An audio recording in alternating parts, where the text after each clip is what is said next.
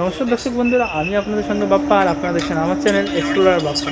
তো আজকে আমরা যাচ্ছি কিন্তু কোথায়, তা আপনার টাইটেলের সামনে থেকে বুঝতে পেরেছেন। হ্যাঁ, আজকে আমরা যাচ্ছি প্রয়াগরাজ। তো আজকে আমরা যাচ্ছি প্রয়াগরাজ, তা তো আপনারা বুঝতেই পেরেছেন।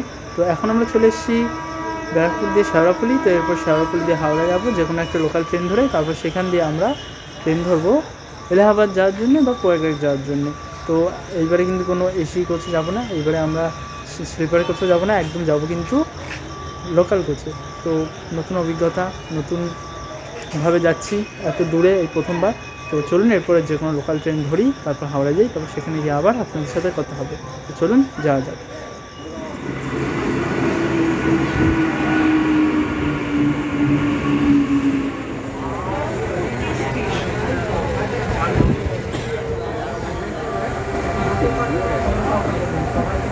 হরিঘাটের সময় এখন 10টা 10। এখন আমরা এসে পৌঁছালাম হাওড়া স্টেশনে। তো জেনারেল কোচে যাওয়ার জন্য কিন্তু লাগে একটি টিকিট। তো আমরা এখন সেই টিকিটটা কাটতে যাচ্ছি। এখন থেকে কিন্তু প্ল্যাটফর্মে দেখছি প্রচুর ভিড়। তো ট্রেনে উঠে দেখি ট্রেনের কী অবস্থা। তো সেদিকে যাই, গিয়ে টিকিট কাটি। ও কুম্ভমেলা আরও একটু কথা বলে দিই, এই কুম্ভমেলাটি কিন্তু হচ্ছে গিয়ে মহাকুম্ভ বা পূর্ণকুম্ভ। 11খানা কুম্ভমেলার পরে এই কুম্ভমেলাটি আসছে, ও এটি হচ্ছে 12 নম্বর কুম্ভমেলা। তো 144 বছর পর একেবারে মহাকুম্ভ আসছে। তো সেই মহাকুম্ভের উদ্দেশ্যে কিন্তু আজকে আমরা রওনা দিচ্ছি হাওড়া স্টেশন। চলুন আমরা ট্রেনের সামনে যাই, তারপর আবার আপনাদের সাথে কথা হচ্ছে। তো হাওড়া দিয়ে প্রয়াগরাজ যাওয়ার জন্য এই যে আমরা করে নিলাম টিকিট। এই টিকিটটি কিন্তু একজনের নিয়েছে 250 টাকা করে। তো এই টিকিটের কেটে নিলাম। তো এরপরে ট্রেনে যাবো, তারপর সেখানে গিয়ে ট্রেন ধরবো। তো চলুন এদিকে যাওয়া যাবে। আমাদের ট্রেনের সময় হচ্ছে 11টার সময়। এখন আমরা বুঝতে যাচ্ছি হাওড়া স্টেশনে, কিন্তু আমরা এই ট্রেনে করে যাব প্রয়াগরাজ।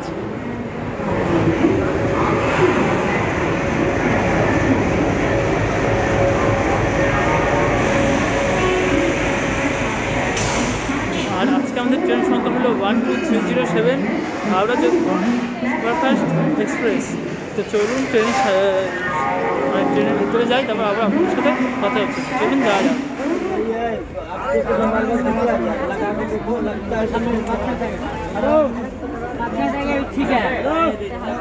এখন আমরা দাঁড়িয়ে আছি আমরা ট্রেনে পেছন দিকে হাবড়া আজমেরে। আর এই ধার দিয়ে দেখুন পেছন দিক দিয়ে যাচ্ছে কিন্তু বন্দে ভারত এক্সপ্রেস। এই দিক দিয়ে যাচ্ছে দেখুন বন্দে ভারত এক্সপ্রেস।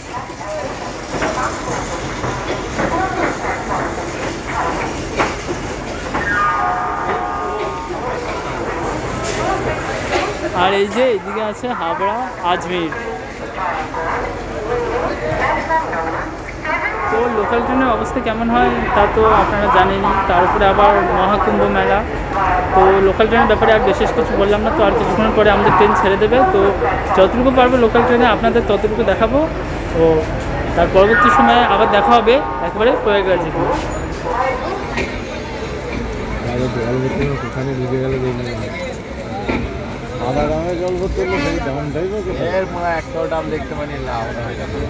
তাহলে বুদ্ধ যে একটা দাম নিল।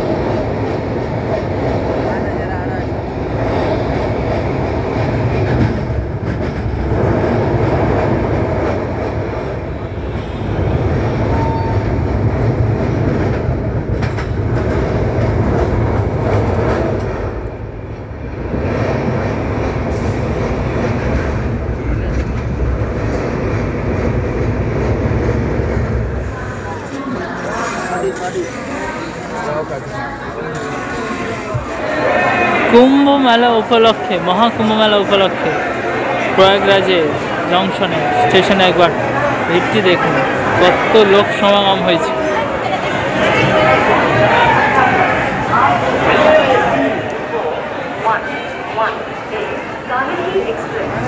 তো এই হাওড়া আজমির ট্রেন আমাদের প্রয়াগরাজে নামিয়ে চলে যাচ্ছে তার গন্তব্যস্থান আজমিরের দিকে।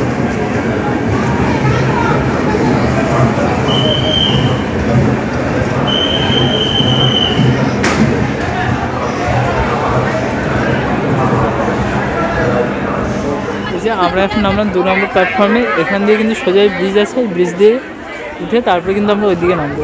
তো চলুন সামনের দিকে যাওয়া যাক, তারপর আবার আপনার সাথে কথা হচ্ছে।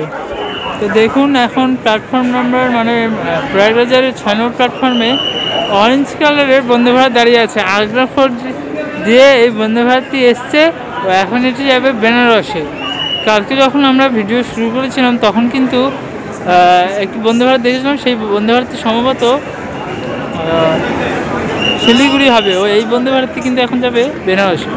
তো দেখুন এখন এই 6 নম্বর প্ল্যাটফর্মে দাঁড়িয়ে আছে অরেঞ্জ কালারের বন্দে ভারত। তো চলুন এই সামনের দিকটি যাওয়া যাক, তারপর আবার কথা হচ্ছে।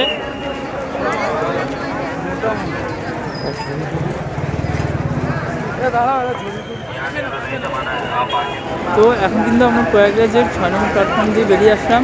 তো এই রাস্তা দিয়ে কিন্তু সোজা হেঁটে আমরা চলে যাচ্ছি। সামনেই আছে অটো টটো, তো সেগুলো ঘুরে আমরা যাব সঙ্গমের দিকে। তো চলুন যাওয়া যাক। তো এখন আমরা স্টেশন দিয়ে চলে আসলাম একটি হোটেলে। প্রথমত স্টেশন দিয়ে একটি টোটো করে নানা জায়গায় ঘুরলাম, আর নানা জায়গায় ঘোরার পর কিন্তু অবশ্যই একটি হোটেল পেলাম। কারণ কি এর আগেও যে টোটোগুলো মানে যেই টোটোগুলো আমরা এই হোটেলটি পেয়েছি অনেক জায়গা ঘোরালো, কিন্তু সেই সব হোটেলের দাম অনেক প্রচুর ছিল। অবশেষে এই হোটেলটি একটু কম দামে পেলাম। তো চলুন আপনাদের হোটেলের রুমটি দেখিয়ে দিই। হোটেলের রুম এই যে একটি খাট, মানে আমাদের দুজনের শোয়ার মতো আমার আর পড়বে। এখানে একটি টিভি আছে, আর উপরে আছে ফ্যান, আর এখানে আছে ওয়েস্টার্ন স্টাইল টয়লেট। এই হোটেলটি আমাদের মানে 2 দিন থাকবো বলে পড়েছে 4000 টাকা। তো এই হোটেলটি মানে কন্ডিশনের থেকে একটু বেশি মনে হলো। তো সে যাই হোক, আপনাদের তো হোটেলটি দেখানো, হোটেলের নাম্বারটা আমি ডিসক্রিপশন বক্সে দিয়ে দেবো। আর হচ্ছে গিয়ে এখন আমরা একটু ফ্রেশ হয়নি, তারপর যাবো সঙ্গমের দিকে। তো সেখানে গিয়ে আবার আপনাদের সাথে কথা হচ্ছে। তো আপনাদের আমাদের হোটেলটির একটি লোকেশন দেখে দিয়েছে। সামনে দেখতে পারবেন স্টেশন আছে, স্টেশন দিয়ে বেরোলেই দেখবেন একটি চার্চ আছে। সেই চার্চের এই সামনে দিয়ে চার্চটি দেখা যাচ্ছে। এই সামনে দিয়ে কিন্তু একটি সোজা চলে আসলেই এদিকে দেখতে পারবেন এরকম একটি মানে লেখা আছে। আর এই সামনে আছে আপনারা যে কোন দিকে যেতে পারবেন, কানপুর টানপুর সেই সব জায়গা। আর এইটার সামনে দিয়ে কিন্তু এরকম একটা গলি আছে, এই গলির সামনে দিয়ে ঢুকে গেলেই ডান হাতে পড়বে আমাদের হোটেলটি। তো এখন আমরা অটো করে সঙ্গমের সামনে চলে এসেছি। সঙ্গমের 2 কিলোমিটার আগে কিন্তু এখন এই সময় টোটোরা নামিয়ে দিচ্ছে, তারপরে সঙ্গমের সামনে নিয়ে যাচ্ছে না। তো এইখানে একটি কথা বলে দিই, এখানে কিন্তু বেশ কিছু টোটোওয়ালারা আছে যারা রিজার্ভ করে যেতে বলছে, কেউ নিচ্ছে 300, কেউ নিচ্ছে 500। কিন্তু আমরা যে টোটোটা করে এসেছি তারা কিন্তু সে কিন্তু 30 টাকায় নামিয়ে দিচ্ছে। তাই অবশ্যই এখানে যখন আসবেন 500-300 টাকা বা রিজার্ভ করে একদম যাবেন না, তাহলে কিন্তু আপনারা একদম ঠকে যাবেন। এখানে যেই ভাড়া 30 টাকা বা 33 টাকা এরকম করে ভাড়াতেই আসবে। তো চলুন এখন আমরা সঙ্গমের দিকে যাই, তারপর আবার আপনাদের সাথে কথা হচ্ছে। এই যে সামনেই দেখতে পাচ্ছেন যে ঋষিটির এত বড় মূর্তি, এই ঋষিটির নাম কিন্তু ঋষি ভারদ্বাজ।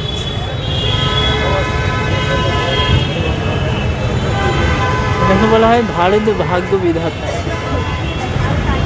আর এখানে লেখা হয়েছে প্রয়াগরাজ কি নায়ক, ভারদ্বাজকে বলা হয়। কত বড় মূর্তি ঋষি ভারদ্বাজ। এই যে সামনে যেটা আপনাদের দেখালাম ঋষি ভারদ্বাজের মূর্তি, এই মূর্তির কিন্তু এই সামনে দিয়ে সোজা এদিকে চলে গেলে কিন্তু পড়বে সঙ্গম। চলুন সেদিকে যাওয়া যাক। একটি কথা আপনাদের বলে দিই যে আগের বারের জানুয়ারি মাসে কিন্তু এরকমই একেবারে ভাইরাল হয়েছিল অযোধ্যা রাম মন্দির 22 তারিখে, যেটা আগেরবার জানুয়ারি মাসে হয়েছিল। এইবারের জানুয়ারি মাসে কিন্তু এই মহাকুম্ভ মানে খুব প্রসিদ্ধ হয়েছে রাম মন্দিরের মতো।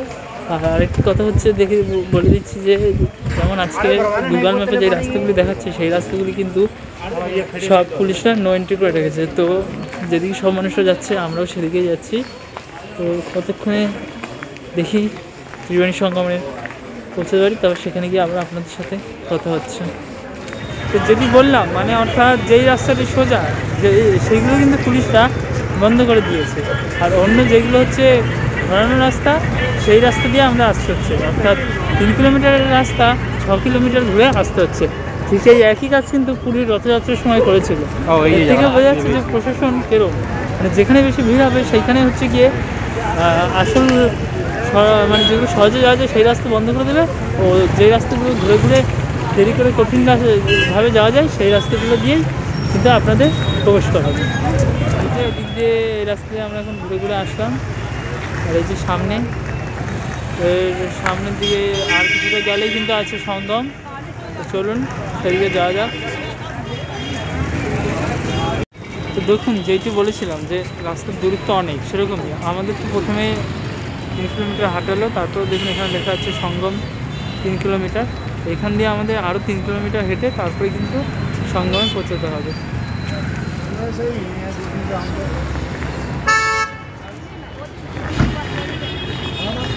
এই যে সামনে দেখুন সমুদ্র মন্থনের একটি ছবি আছে। আপনারা তো সমুদ্র মন্থনের ব্যাপারে বেশ কিছু জানেনই। তো এই সমুদ্র মন্থন কিন্তু কুম্ভ মেলার সাথে একটি গল্প জড়িয়ে আছে। তো এই যে সেই ছবিটি আঁকা আছে, তো চলুন সঙ্গমের দিকে অগ্রসর হই, তারপরে সেই গল্প আপনাদের সাথে শেয়ার করব।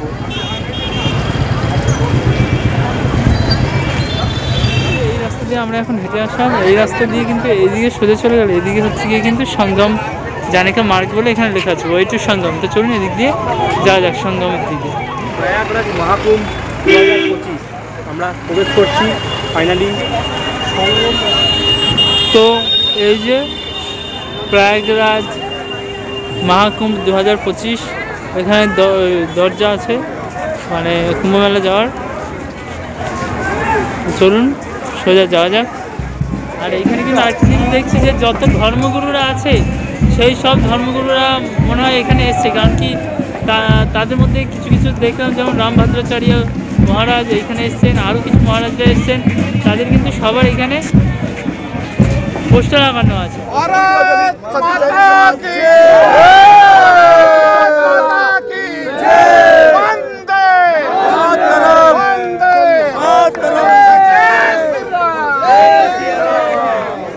শুধু সামনের একবার ভিড়টি দেখে নিন। আজকে হচ্ছে 13 তারিখ ও আজকে হচ্ছে মকর সংক্রান্তির স্নান, আর কালকে হচ্ছে গিয়ে শাহী স্নান, কুম্ভ মেলার প্রধান স্নান। তো আজকে এত ভিড়, জানি না কালকে কত ভিড় হবে, তাই ভিড়টি দেখে নিন।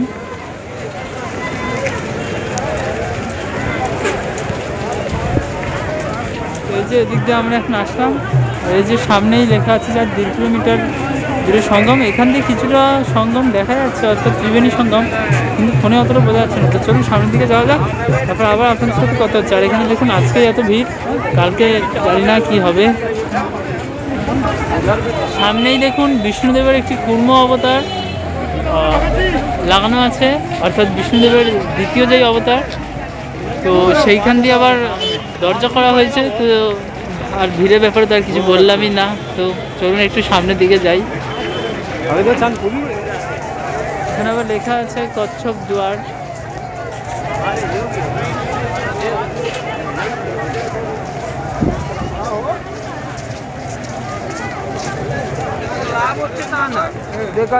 তো এখন আমরা এগিয়ে চলেছি ত্রিবেণী সঙ্গমের দিকে। তো দেখুন কত লোক। তো যারা এইখানে হোটেল পায়নি বা হোটেল নেয়নি, তারা কিন্তু সবাই এইখানে এসে মানে তারা আজকে আছে, জানি না কতদিন থাকবে। আর এখনই কিন্তু এখানে অনেক ঠান্ডা পড়ে গেছে। তো যাই হোক, মানুষরা এখানে এসে অনেক মানুষকে দেখলাম চাদর কম্বল নিয়ে এসছে। যাই হোক, আজকে কিন্তু পৌষ পূর্ণিমার স্নান, আজকে কিন্তু এত মানুষের ভিড়। কালকে কিন্তু মকর সংক্রান্তি ও প্রথম শাহী স্নান। তো কালকেও যদি পুরুষরা এখানে আসতে দেন প্রথমের দিকে, অর্থাৎ কারণ কি প্রথমের দিকে সাধু সন্ন্যাসীরা স্নান করে, তারপরে আখড়ার মানুষরা, সর্বশেষে সাধারণ মানুষরা স্নান করে। যদি সকালের দিকে আসতে পারি তো অবশ্যই আপনাদের সেটা দর্শন করাবো, আর যদি না আসতে পারি তাহলে পরের দিকে অবশ্যই আপনাদের দর্শন করাবো। এই যে এদিক দিয়ে দেখুন লাইন দিয়ে নীল আর গোলাপি কালারের টয়লেট আছে অনেক। আর এই সামনেই আছে নন্দীদ্বার। তো এখান দিয়েই এখন আমরা ত্রিবেণী সঙ্গমের দিকে যাব। চলুন যাওয়া যাক। এই সামনেই দেখুন নন্দীদ্বার। তো এখান দিয়ে এখন আমরা প্রবেশ করছি।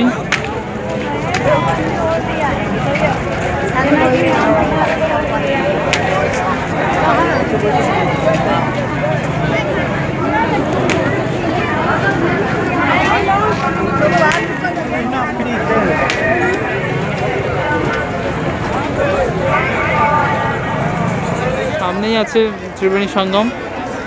কথিত আছে এখানে গঙ্গা যমুনা ও সরস্বতী একসাথে মিলিত আছে, এর জন্য এটিকে সঙ্গম বলা হয়। গঙ্গা ও যমুনাকে দেখা গেল, সরস্বতীকে দেখা যায় না, কারণ সরস্বতী মাটির তলা দিয়ে প্রবাহিত হয়। সে দেখা গেছে সামনে আছে সঙ্গম। দেখুন কত মানুষ, দেখুন কত মানুষ এখানে উপস্থিত হয়েছে। বাবা পুলিশরা আবার ঘোড়ায় করে গার্ড দিচ্ছে এখানে। এদিক দিয়ে এদিকে আমরা পুরো একবারে সঙ্গমের সামনে চলে এসেছি। সামনে দেখুন ব্যারিকেড করে দেওয়া আছে। আজকে এখানে পৌষ সংক্রান্তি স্নান ও কালকে হবে মকর সংক্রান্তি স্নান ও প্রথম শাহী স্নান।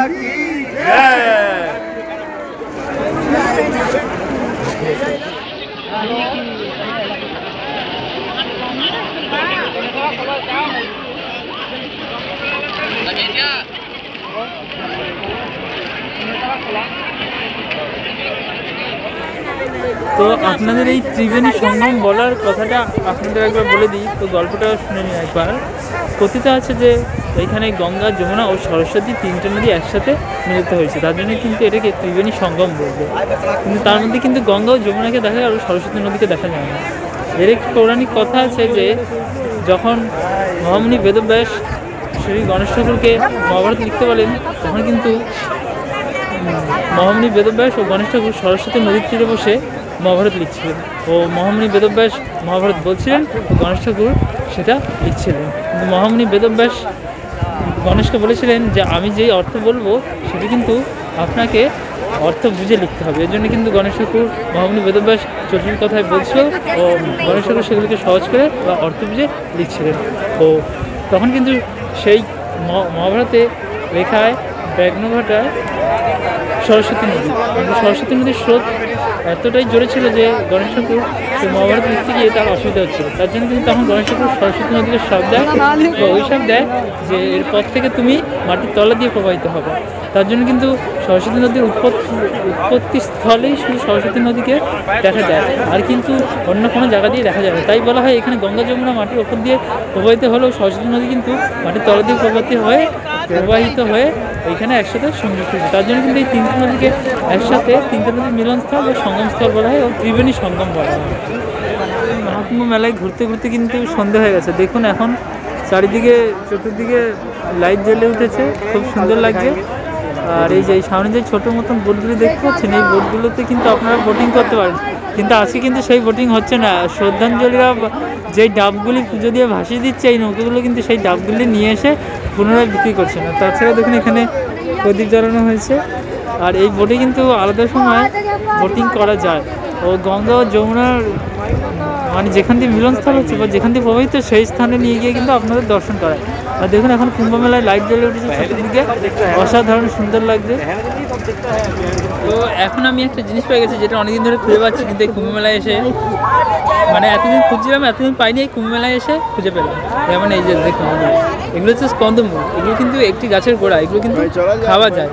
দেখুন যেমন দেখাচ্ছি আপনাদের, এইটি কিন্তু রাম ঠাকুরের খুব একটু প্রিয় জিনিস ছিল। এইটি হচ্ছে একটি গাছের গোড়া, এইটি কিন্তু শ্রী রামচন্দ্র বনবাসে থাকাকালীন খেয়ে অনেকবারই মানে খেয়েছিলেন ও এটি নাকি রাম ঠাকুরের সেই সময় প্রিয় একটি ফল ছিল, যেটি কিন্তু এই কুম্ভ মেলায় এসে আমি দেখতে পেলাম, তাই আপনাদের সঙ্গে শেয়ার করলাম।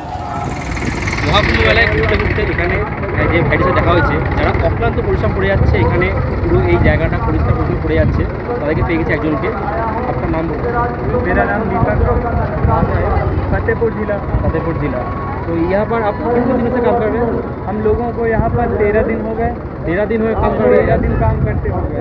ये काम कितने दिन रहेंगे? ये जब तक मेला रहेगा भाई साहब तब तक रहेंगे। पूरा 1.5 मास 2 मास? हाँ, तब तक भाई पूरा देखना हम लोगों का एक परिवार की तरह हम लोगों का कुंभ है कि यहाँ साफ सफाई देखना है। काम सारा दिन हो रहा है? सारा दिन नहीं होता, 2 शिफ्टें चलती हैं और भी 8 घंटे 8 घंटे का तो এদের পরিশ্রমের জন্যই কিন্তু আমরা এখানে জায়গাটা খুব পরিষ্কার পরিচ্ছন্ন জায়গাটা পাচ্ছি। তো অসংখ্য ধন্যবাদ এদের কাজকে, আমি স্যালিউট জানাই। এই যে লাইন দিয়ে দেখতে পাচ্ছেন এগুলো হলো গিয়ে কিন্তু শৌচালয়। এখানে কিন্তু এগুলো হচ্ছে সব পুরুষদের, আর এর পেছন দিয়ে আছে কিন্তু মহিলাদের শৌচালয়। এখানে কিন্তু বিকলাঙ্গদের জন্য শৌচালয় আছে।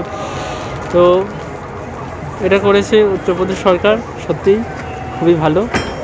তো চলুন এবার অন্যদিকে যাই, আর নিত্য নতুন কিছু দেখতে তা আপনাদের সাথে শেয়ার করবো। তো চলুন যাওয়া যায়।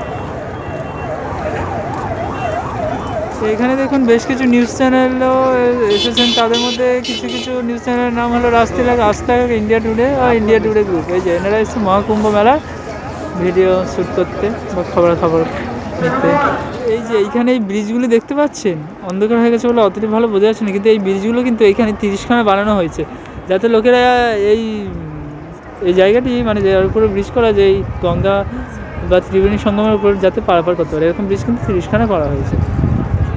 সেই ব্রিজগুলোর উপর দিয়ে এখন আমরা চলাচল করছি।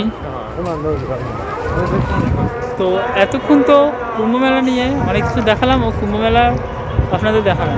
তো এখন জানার পালা যে কুম্ভ কথার অর্থ বা কুম্ভ মেলাটা কেন হয়। কুম্ভ কথার অর্থ হচ্ছে গিয়ে ঘোড়া বা কলস। আর এই গল্পটি আছে যে যখন দেবতারা সমুদ্র মন্থন করেছিল, এর আগেও আমি আপনাদের বলেছি যে সমুদ্র মন্থন কেন করেছিল কিছুটা আপনারা সবাই জানেন। তো প্রথম দিয়েই আবার প্রথম শুরু করি। তো একসময় ঋষি দুর্বাসা দেবরাজ ইন্দ্রর সাথে কিন্তু তার স্বর্গে দেখা করতে যাচ্ছিল। তখন কিন্তু ঋষি দুর্বাসা যাওয়ার সময় রাস্তার মধ্যে ইন্দ্রর সাথে ঋষি দুর্বাসার দেখা হয়ে যায়। তখন কিন্তু ঋষি দুর্বাসা মানে স্বর্গের দেবতা বা স্বর্গের মহারাজ ইন্দ্রকে ধন্যবাদ জানানোর জন্যে একটি মালা প্রকট করেন ও দেবরাজ ইন্দ্রকে পড়ান। কিন্তু দেবরাজ ইন্দ্র ছিল খুব অহংকারী, তার জন্য কিন্তু সে তার মালাটি, দুর্বাসা মুনির মালাটি নিয়ে তার ঐরাবতের গলায় দিয়ে দেয়। ও ঐরাবত সেই মালাটি নিয়ে তার পদপিষ্ট করে দেয়। এর জন্য কিন্তু ঋষি দুর্বাসা অপমানিত বোধ করেন। ও তখন ঋষি দুর্বাসা রেগে গিয়ে ও অপমানিত বোধ হয়ে ইন্দ্রকে অভিশাপ দেন যে সব দেবতারা তাদের সব ধন সম্পত্তি ও শক্তি হারাবে। এমনকি স্বর্গের সব দেবতারা তো তাদের শক্তি ও ধন সম্পদ হারায়, এমনকি ব্রহ্মা বিষ্ণু মহেশ্বরও কিন্তু তাদের শক্তি হারিয়ে থাকে।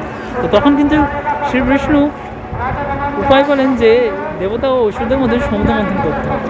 তো সমুদ্র মন্থন হয় ক্ষীরসাগরে, মন্দার পর্বতের ওপর ও বাসুকী নাগকে দড়ি বানিয়ে কিন্তু ক্ষীরসাগরে মন্দার পর্বতে হয় হচ্ছে গিয়ে সমুদ্র মন্থন। তো সমুদ্র মন্থনে 14খানা রত্ন বেরিয়েছিল, তার মধ্যে কিছু ছিল হলাহল বিষ, মা লক্ষ্মী, চন্দ্রদেবতা ও ঐরাবত ও হচ্ছে একটি ঘোড়া উঠেছিল, ঘোড়াটির নাম আমার মনে পড়ছে না, সেটি হচ্ছে অসুররাজ বিরাটের হচ্ছে গিয়ে বাহন সুরাট দেবী ও চন্দ্রমা। ও শেষে উঠেছিল ধন্বন্তরী, যে হচ্ছে ওষুধের দেবতা বলা হয় ধন্বন্তরী। সে কিন্তু অমৃত নিয়ে সেইখান দিয়ে উঠে আসে। ও সেই অমৃত যখন অসুর ও দেবতা দুজনেই পান করতে চায়, তখন কিন্তু তাদের মধ্যে মারামারি লেগে যায়। ও তখন কিন্তু সেই অমৃত নিয়ে দেবতারা পালিয়ে যায়। ও তারা কিন্তু সেই অমৃত কলস নিয়ে যাওয়ার সময় সেই অমৃত কলস দিয়ে 4 ফোঁটা অমৃত 4 জায়গায় পড়ে। সেইগুলি হলো প্রয়াগরাজ, এলাহাবাদের প্রয়াগরাজ, উজ্জয়ন ও নাসিক ও হরিদ্বার। তো এই 4 জায়গায় অমৃত পড়ার জন্য কিন্তু এখানে আলাদা আলাদা ভিন্ন ভিন্ন সময়ে মহাকুম্ভ হয়। একটা মহাকুম্ভ হয় 6 বছর অন্তর অন্তর, একটি কুম্ভ হয় 3 বছর অন্তর অন্তর, আরেকটি কুম্ভ হয় 12 বছর অন্তর অন্তর। ও সবথেকে বড় কুম্ভ হচ্ছে গিয়ে এই মহাকুম্ভ, যেটি হচ্ছে গিয়ে 144 বছর হয়, যেটি কিন্তু সব মানুষরা তাদের জীবনে পায় না। কিন্তু আমরা এই কুম্ভটা পেয়েছি, তার জন্য কিন্তু আমরা সত্যিই নিজেকে ধন্য মনে করি। তো কালকে তো প্রথম শাহী স্নান আছে, কথিত আছে নাকি কালকে এই শাহী স্নান করলে নাকি মানুষরা মোক্ষ প্রাপ্তি করে। সেদিনকে নাকি নানা দেবতারাও কালকে অর্থাৎ শাহী স্নানের প্রথম দিন এসে স্নান করেন ও রোগব্যাধি দিয়ে মানুষরা মুক্তি পায়। তো বিভিন্ন ধরনের কথা আছে। তো এই কুম্ভ কথার অর্থ তো বললাম কলস। তো এই কুম্ভ কথার বিভিন্ন কথার মধ্যে এই কথাটিও ছিল যে কুম্ভ মেলার অর্থ কী বা কুম্ভ মেলাটা কেন হয়। তো এই কথাগুলোই প্রচলিত আছে এই কুম্ভ মেলা নিয়ে। দেখুন 2025-এর কুম্ভ মেলা একেবারে রাত্রেবেলা আলোয় আলোকিত হয়ে সেজে উঠেছে। কত অপরূপ সুন্দরী না লাগছে।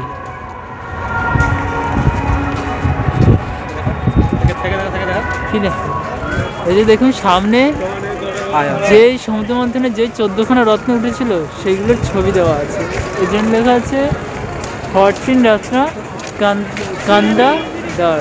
দেখুন যে 14খানা রত্ন উঠেছিল, যেগুলো আমি বললাম সুরাট দেবী, হলাহল বিষ, কল্পতরু বৃক্ষ, ওই যে ওই ঘোড়াটি, তারপরে এই শঙ্খ, তারপরে হচ্ছে অমৃত, হিরে, লক্ষ্মী দেবী, চন্দ্রদেব, কামধেনু গাই, ঐরাবত, শৈলকুল, আরও যা যা উঠেছিল। এই সব থেকেই বোঝা যায় যে কুম্ভ মেলা কত প্রাচীন, আর যেই গল্পটি বললাম সেটিও সত্যি। শিউলি ফুলের গাছও উঠেছিল সমুদ্র মন্থন থেকে। দেখুন এই মন্দিরটি অসাধারণ মন্দির। মন্দিরটির নাম হচ্ছে শঙ্কর বিমান মণ্ডপম। আমরা কিন্তু এই কুম্ভমেলার শর্টসে অনেকবারই কিন্তু এই মন্দিরটিকে দেখেছি, আজকে কিন্তু নিজের চোখে দেখতে যাচ্ছি। খুব সুন্দর কেরালার স্টাইলে কিন্তু এই মন্দিরটি তৈরি করা হয়েছে। কেরালা ও তামিলনাড়ুতে কিন্তু এরকম মন্দির দেখা বিশেষ ভালো করে বোঝা যায় যখন এই মন্দিরটির আমরা চূড়াটা দেখি। কেরালা ও তামিলনাড়ুতে কিন্তু মন্দিরগুলোর এরকমই চূড়া থাকে। দেখুন অসাধারণ সুন্দর লাগছে মন্দিরটি।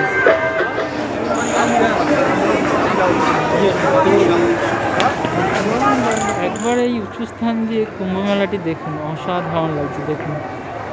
আর এই মন্দিরের গর্ভগৃহের ঠাকুরটি একবার দেখে নিন।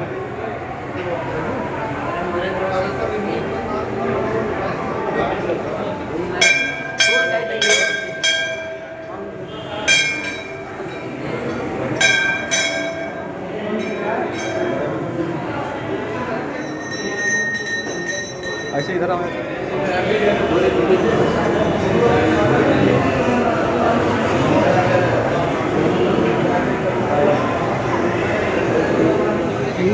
থেকে মহাকুম্ভটা দেখুন, সিজন হচ্ছে মহাকুম্ভ প্রাঙ্গণ, সেখানে চলে লাইট চলছে,